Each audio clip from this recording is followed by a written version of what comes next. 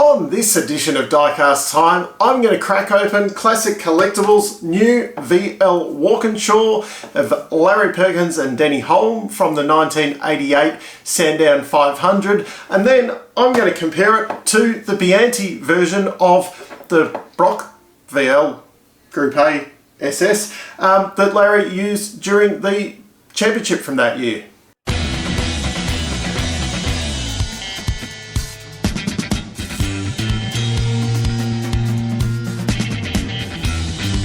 So something a little bit different this time with doing a bit of a comparison here, but the main focus of the video is cracking open the Walkinshaw version of the car. This was just recently released by Classic Collectibles, while the Biante version of the championship car has been out for quite a while. Now these are significantly different cars.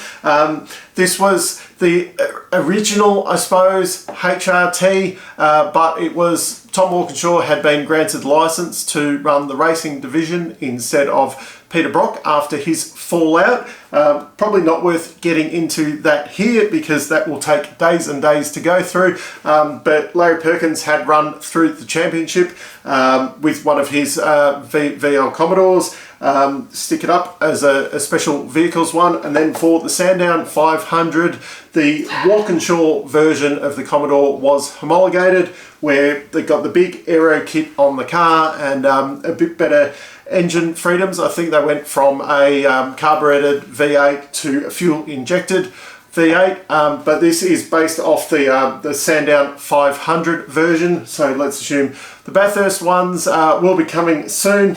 My main thing was to get a Larry Perkins version of it. I'm not too fussed about whether it was Sandown or Bathurst because the results were not brilliant, although having said that, like, the Bathurst results weren't brilliant, but this car, it was its debut in racing terms.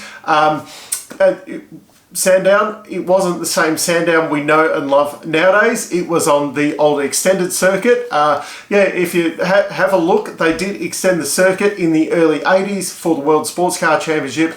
This 88 Sandown 500 was the last race to be run on that circuit before they reverted back to the traditional layout that we all know and love. But yeah, Perkins put this car 6th on the grid. They did run 2nd in the race to the Alan Moffat Ford Sierra. Alan teamed up with Greg Hansford there, which, as the big Perkins fans know, Larry went on to win Bathurst with Greg Hansford a few years later. But Perkins and the Formula 1 World Champion Denny Hulme, they teamed up, they finished 2nd. They were about 30 seconds behind that Sierra though. But yeah, let's crack on and get these cars out of their boxes. So first off, we've got the Certificate of Authenticity, 1100 of these. I have been critical of classics in the past. I did realise about not having the number of the model, but there on the bottom, I'm not sure if that's picking that up, it is number 477 of 1100. I assume that's what that is there. But anyway, here is the model.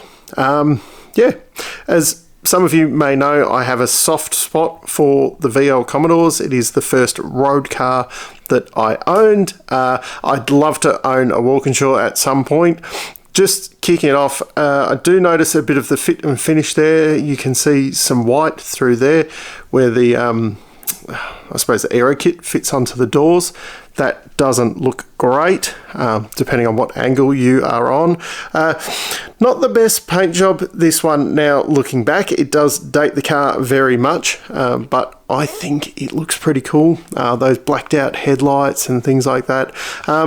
Big question mark for me, why the number 10 for Larry Perkins? Yeah, always ran the number 11, but for some reason it was number 10 on this one. The sister car at Sandown seemed to be run as number 11, and then at Bathurst they ran the number, the Walkinshaw car ran 20, and then they also had a T car there that ran number 40. But yeah, really cool looking car. A little bit disappointed about that white line down the side there, but yeah, other than that, really smart looking car. And the Biante version, certificate of authenticity, Larry Perkins actually signed that. That's a proper signature. It came like that. I didn't get that done. Number 577 of 800. So pretty good numbers of this one too. And here is the model.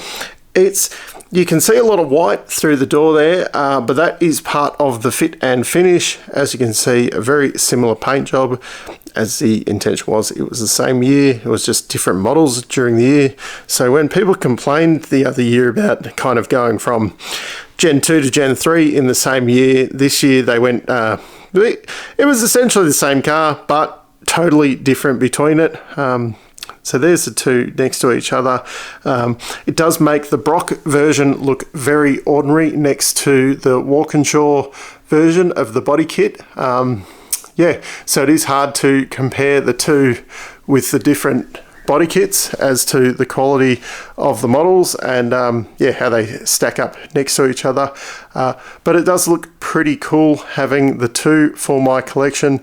Big Larry Perkins fan, and yeah, I just had to have them. So that's my unboxing and review of the classic Carlectables.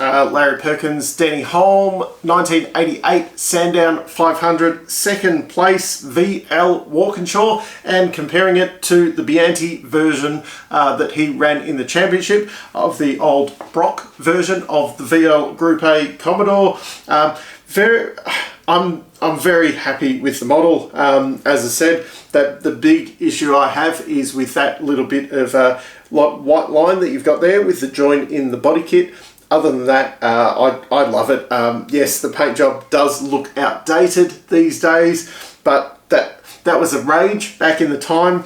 As with a few of the other models in the past, I will get out. I have some Biante versions of the Walkinshaw from, I think they might even be, if I have a look, they might even be auto art versions. They are very old ones. I do have the HRT Bathurst winner and the FIA Alan Grice Win Percy version from the same year as this. I think it is an 88 car. It might be an 89 version, but yeah, it will be good to get out the Biante versions and see how they compare to the classic Carlectables model of it, because they were done years and years ago, and definitely the companies have stepped up the quality of the models over the years. But yeah, I'm very happy with this one, and being Larry Perkins, I just had to have it. It's funny on this one, it's got the old blue dash in it. I wonder if that's what the Perkins one had, and then if we do get some subsequent